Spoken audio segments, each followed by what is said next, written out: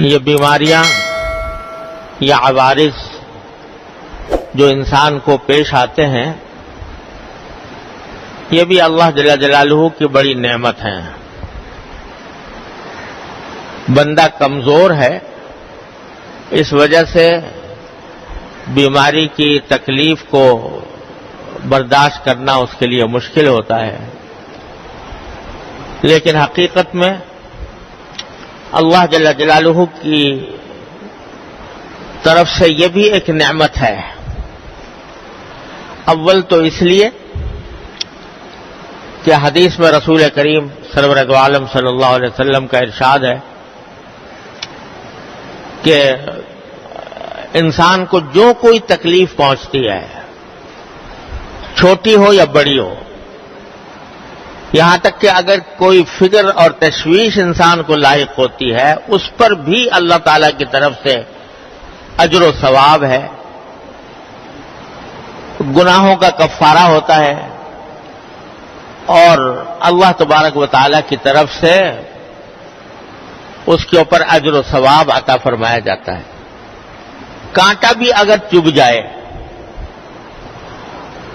نزلہ زکام بھی ہو جائے، کہیں خارش بھی ہو جائے، معمولی سی تکلیف بھی ہو جائے، اس پر بھی اللہ جل جلالہ کی طرف سے بندے کو انعام ملتا ہے آخرت میں۔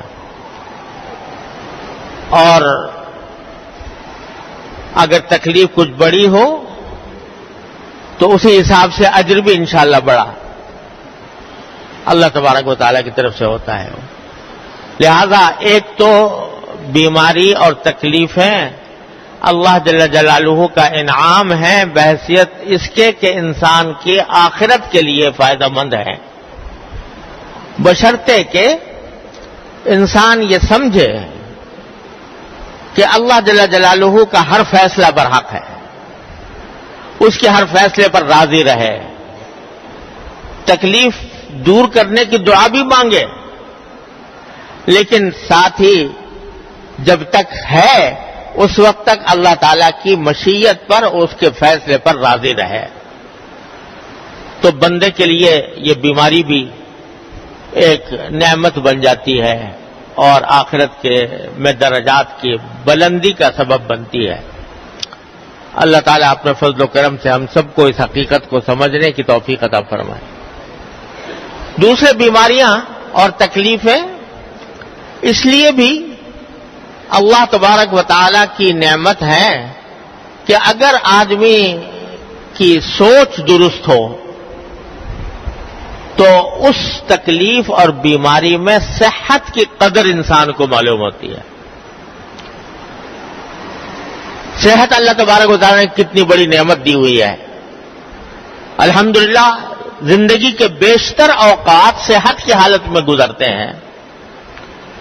اللہ تبارک و تعالیٰ نے سر سے لے کر پاؤں تک انسان کے جسم کا نظام ایسا بنایا ہوا ہے کہ وہ ایک محیر العقول نظام ہے، اور اس کے تحت انسان اپنی زندگی گزارتا ہے۔ تو صحت جب تک ہوتی ہے اس وقت تک قدر نہیں ہوتی کہ کتنی بڑی نعمت ملی ہوئی ہے، اور جب کبھی کوئی اس صحت میں خلل آتا ہے تو اگر سوچنے والا انسان ہو اور اللہ تعالیٰ نے اس کی سوچ درست کی ہو تو اس کو صحت کی قدر معلوم ہوتی ہے، اور تکلیف کے بعد جب راحت آتی ہے اور بیماری کے بعد جب صحت آتی ہے تو اس کو شکر ادا کرنے کا موقع ملتا ہے کہ اللہ جل جلالہ نے اپنے فضل و کرم سے یہ نعمت عطا فرمائی۔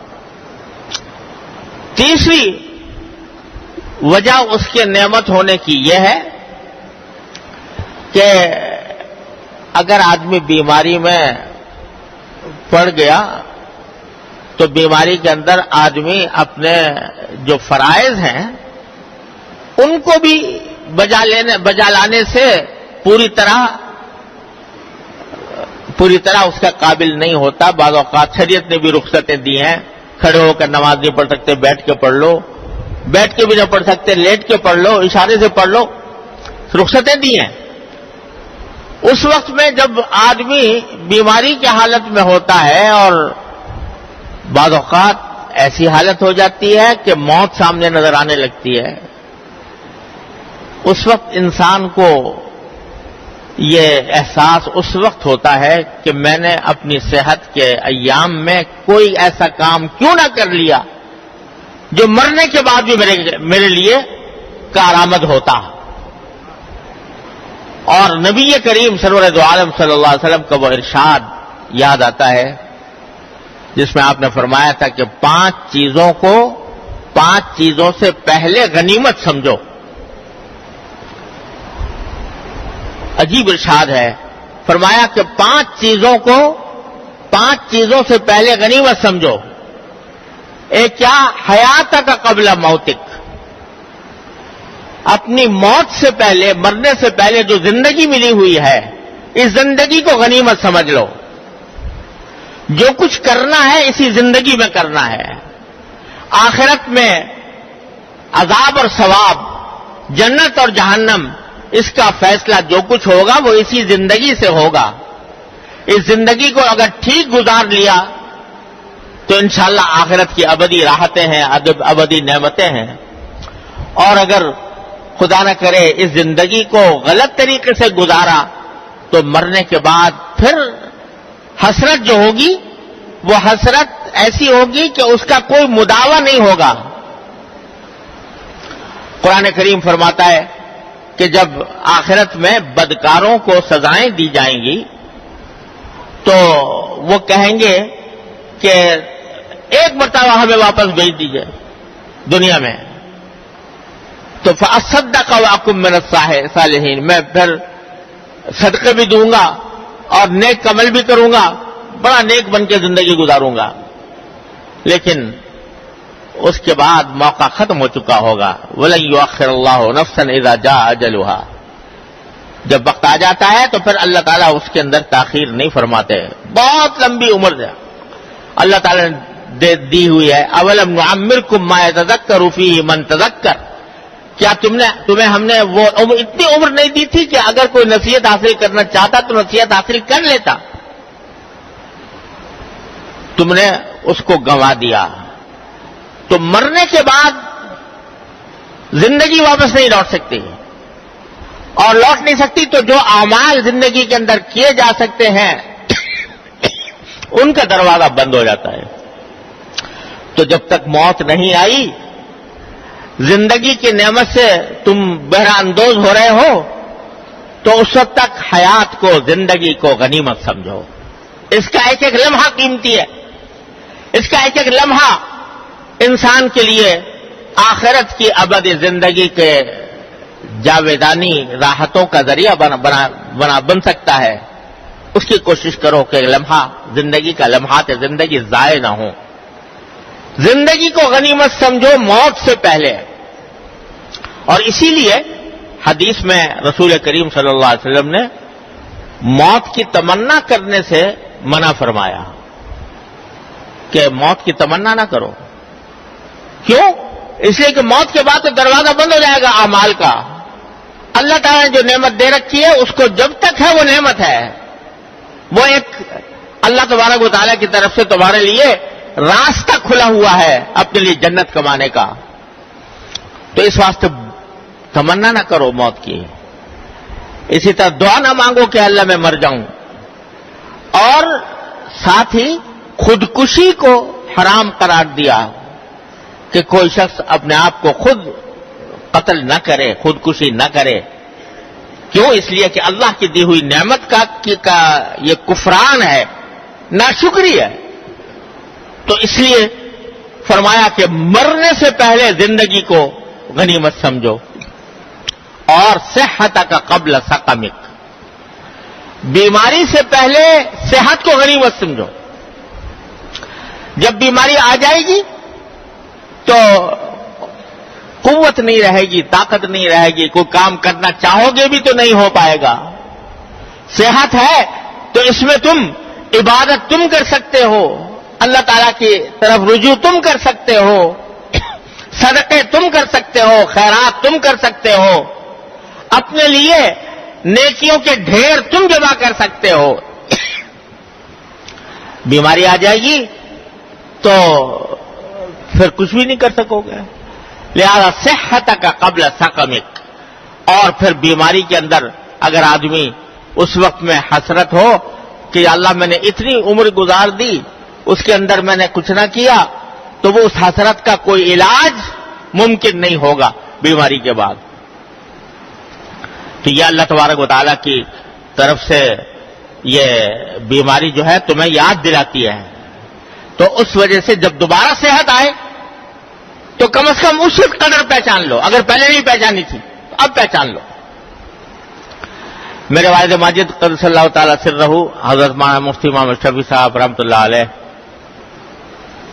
کسی بزرگ کا خواب یا مکاشفہ نقل کرتے تھے کہ ایک مرتبہ کسی شخص نے خواب میں دیکھا ملک الموت کو، جو فرشتہ جو روح قبض کرتا ہے انسان کی، اس کو خواب میں دیکھا اور اس سے پوچھا کہ آپ سب لوگوں کی روحیں قبض کرتے ہیں تو آپ اچانک کسی کے پاس پہنچ جاتے ہیں. دنیا کا قاعدہ یہ ہے کہ جب کوئی کسی کو سزا دینی ہو یا کوئی، تو اس کو پہلے نوٹس دیا جاتا ہے، خبردار کیا جاتا ہے، پھر اس نوٹس کے ذریعے آدمی متنبع ہو جاتا ہے. آپ اچانک پہنچ جاتے ہو بغیر کوئی نوٹس دیے ہوئے. تو ملک الموت نے جواب دیا کہ بندہ خدا، میں تو اتنے نوٹس بھیجتا ہوں کہ دنیا میں کوئی بھی اتنے نوٹس نہ بھیجتا ہوگا. یہ کیا لیکن اس کا کیا کروں کہ کوئی نوٹسوں کا نوٹس نہیں لیتا. نوٹس اس طرح بھیجتا ہوں کہ تمہیں بخار آتا ہے تو میرا نوٹس ہوتا ہے، تمہیں کوئی بیماری آتی ہے تو میرا نوٹس ہوتا ہے، تمہارے ہاں اولاد پیدا ہوتی ہے، بچہ پوتا پیدا ہوتا ہے تو میرا نوٹس ہوتا ہے کہ دیکھو یہ پوتا پیدا ہو گیا، اب بڑے میاں تم اپنی جگہ خالی کرو، خالی کرنے کا وقت آ گیا. تو تمہارے سفید بال آتے ہیں تو میرا نوٹس ہوتا ہے، تمہارے قوا کے اندر جب کمزوری آتی ہے تو میرا نوٹس ہوتا ہے کہ دیکھو میں اب آنے والا ہوں، قریب آ رہا ہوں، میں قریب آ گیا ہے میرے آنے کا وقت، اتنا نوٹس دیتا ہوں تمہیں. تو وہ نوٹس، یہ جو بیماری آتی ہے یہ در حقیقت نوٹس ہے اللہ تبارک و تعالیٰ کی طرف سے کہ جانے کا وقت قریب آ رہا ہے. تو اب جو بھی وقت مل جائے، جو صحت کے لمحات میسر آ جائیں، اس کو اللہ تبارک و تعالیٰ کی فرما برداری میں، اللہ تبارک و تعالیٰ کے احکام کے مطابق زندگی گزارنے میں صرف کرو. تو صحت کا قبل سقمک، بیماری آنے سے پہلے صحت کو غنیمت سمجھو اور اس کو صحیح مصرف میں استعمال کرنے کی کوشش کرو. اس جو قوت اللہ تعالیٰ نے عطا فرمائی ہے اس کو اللہ تبارک و تعالیٰ کی مرضیات میں استعمال کرو. اور فرمائے وہ فراغ کا قبل شغلک، اگر فراغت کے اوقات میسر ہیں تو مشغول ہونے سے پہلے ان کو غنیمت سمجھو. ہر انسان جو ہے اس کو کوئی نہ کوئی مشغولیت لاحق ہوتی ہے، خاص طور سے آدمی کماتا ہے تو کہیں ملازمت میں لگا ہوا ہے، کہیں تجارت میں لگا ہوا ہے، کہیں زراعت میں لگا ہوا ہے. مشغولیات میں آدمی مصروف رہتا ہے، لیکن انہی مشغولیات کے دوران کچھ وقت فراغت کا بھی ملتا ہے جس میں کوئی مشغولیت نہیں ہے. تو فرمایا کہ اس فراغت کے وقت کو مشغولیت سے پہلے، مشغولیت آنے سے پہلے غنیمت سمجھو کہ یہ فراغت کا وقت ملا ہے تو اس فراغت کے وقت کو میں آخرت کی بہتری کے لیے استعمال کر لوں. اس فراغت کے وقت میں اللہ کو یاد کر لوں، نبی کریم سرورت عالم صلی اللہ علیہ وسلم پر درود و سلام بھیج دوں. اس فراغت کے وقت کو میں صدقہ خیرات میں خرچ کر لوں، قرآن کریم کی تلاوت میں خرچ کر لوں، اللہ تعالیٰ کے ذکر میں خرچ کر لوں. تو اس فراغت کے وقت کو غنیمت سمجھو، کیونکہ جب مشغولی آ جائے گی تو صبح سے لے کے شام تک تم مصروف رہو گے. اس میں اگر کوئی کرنا بھی چاہو گے عبادت تو مشغولیات تمہیں اس کی اجازت نہیں دیں گی. تو فراغ کا قبل شغلک، مشغول ہونے سے پہلے فراغت کو غنیمت سمجھو. اور فرمایا وَشَبَابَكَ قَبْلَ حَرَمِكَ، جوانی کو بڑھاپے سے پہلے غنیمت سمجھو. جب تک جوان ہو قوت ساتھ دے رہے ہیں، جوانی کے اندر بڑی سے بڑی مہمات تم سر کر لیتے ہو، اللہ تعالی نے طاقت دے رکھی ہے. جب بڑھاپا آ جائے گا تو نہ منہ میں دانت نہ پیٹ میں آنت، یہ حالت پہنچ جائے گی، دوسروں کے محتاج ہو کر رہ جاؤ گے. اور اگر کوئی عمل کرنا بھی چاہو گے تو کر نہیں سکو گے. تو بڑھاپے کے آنے سے پہلے جوانی کے وقت کو غنیمت سمجھو. تو جوانی کے اندر اللہ تبارک و تعالیٰ کی عبادت کی طرف متوجہ ہونا، گناہوں سے پرہیز کرنا، یہ ہے کام ایک مومن کا. بڑھاپے آنے کے بعد تو آدمی کے وہی جواب دے گئے، تو اس وقت اگر گناہوں سے بچ گیا تو کون سا تیر مار لیا. در جوانی توبہ کردن شیوائے پیغمبریس، وقت پیری گرگ ظالم می شود پرہیزگار. کہ جب بڑھاپا آتا ہے تو کہتے بھیڑیا بھی پرہیزگار بن جاتا ہے. کیوں؟ اس لیے کہ طاقت ہی نہیں رہی کسی کے اوپر حملہ کرنے کی، تو اس واسطے وہ بھی پرہیزگار ہو گیا. لیکن جوانی میں توبہ کرنا یہ ہے پیغمبروں کا شیوا.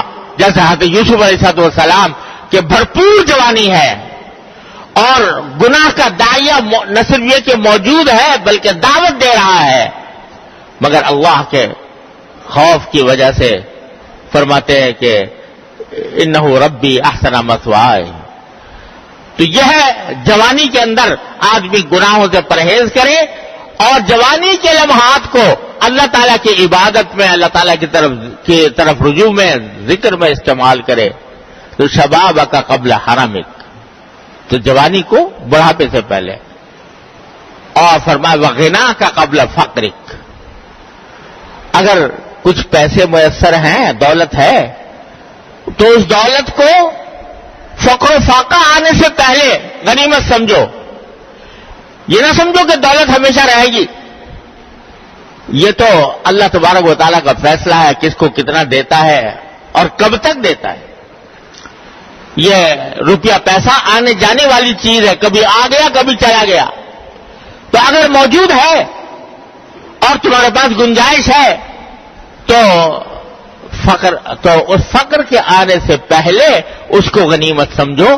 اور غنیمت سمجھنے کے معنی یہ ہے کہ اس پیسے کو، اس دولت کو ایسے کاموں میں صرف کر دو کہ جو اللہ تعالیٰ کو راضی کرنے والے ہوں، جس کے ذریعے تمہارا بیلنس وہاں پر جا کر اکٹھا ہو جائے آخرت میں.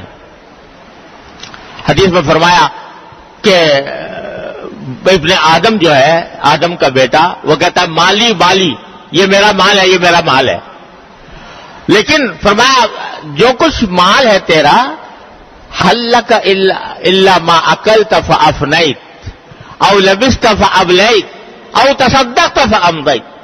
تیرا مال تو وہ ہے کہ یا تو نے کھا لیا، کھا کر نفع اٹھا لیا اس سے، یا تو نے کپڑا پہن لیا اور اس کو پہن کر تم نے استعمال کر لیا، وہ بے شک تیرا مال ہے، یا پھر تو نے صدقہ کر کے اپنا اکاؤنٹ وہاں پر جمع کر لیا تو وہ تیرا ہے.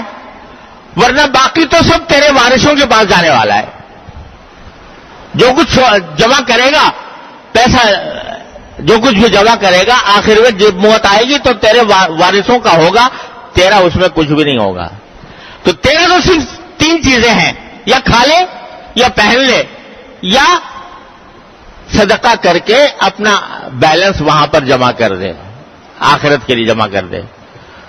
تو یہ اللہ تعالیٰ یہ سوچ دل میں پیدا فرمائے تو فرمایا کہ فقر آنے سے پہلے اپنے دولت مندی کو، اپنی دولت کو غنیمت سمجھو.